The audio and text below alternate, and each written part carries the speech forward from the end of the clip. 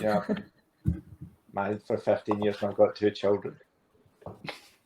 Which to be honest, everybody assumes that, you know, bisexual obviously means that I feel patronised and explain this, people, but it's part of a joke, right? So I'll get to, this is a preamble. Obviously, if you're bisexual, you know, we've discussed this in the last set. You'll have sex with men and women. There's also other options there, but we'll just keep it relatively simple for my simple mind right now.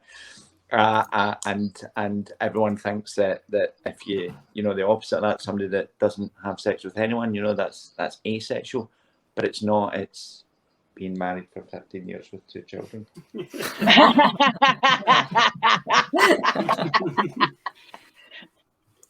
My wife just popped her head in there and said it's been 16 and a half years, and then she left. So we're ready for our next act. Woo! Woo! Guys, welcome to stage your next act. It's Joe Brooks. Thank you. I've had a good few jobs throughout my life. Believe it or not, I once used to work as a bouncer for about a single day at Cheltenham Racers, you know, the Gold Cup. That's kind of that posh horse race event. I was basically stood outside one of these posh bar restaurants, just had to stop people taking their drinks out. You know, you get like a guy who looks a bit like Mr. Tumble until he tells you to fuck off, and you know it's not him. And, you know, you're just you're just there to stop people taking their drinks out, basically. So you get people who just push past you. Believe it or not, I wasn't hired to manhandle people. I wasn't allowed to do that. So once someone sees someone just pass, you know, you get some 20-year-old kid coming up to you, dressed like he's from the early 20s. And he's like, you know, you just let like that Mr. Tumble looking guy push past you with his drink. Why can't I go through? And you have to go, excuse me, I'm sorry, sir, but I cannot touch someone, but you are not allowed to take your drink out. And he's like, so you can't touch me? Okay. And he just goes straight past me. Fucking terrible. But yeah. So second day, I get a job with a little more respect, a lot more pleasant. You know, I spend all that day listening to people pee, but it's the fancy toilet in the restaurant, a lot better. And yeah, it is a really nice place. Like the urinal cakes look like actual cakes. It had been vandalised, but it had been vandalised by Banksy, which like tripled the value.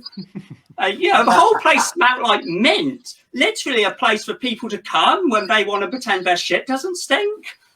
So yeah, it's you know, mostly I'm alone, but after every race you get like this big flush of people in, like a real stream. Just yeah, you get it. Anyway, I'm being enthusiastic. You know, I'm like, open the door. Here you go, sir. Here you go, sir. You want to go in, sir? And at a point, it does hit a line, and there is a disabled toilet. And I see that same like 20-something kid, and he goes straight for the disabled. Now, I don't personally think he looks disabled, but you know what? I've had it nice and drilled into my head at this point. Not all disabilities are visible. So I'm like, yeah, I'll just let him go in.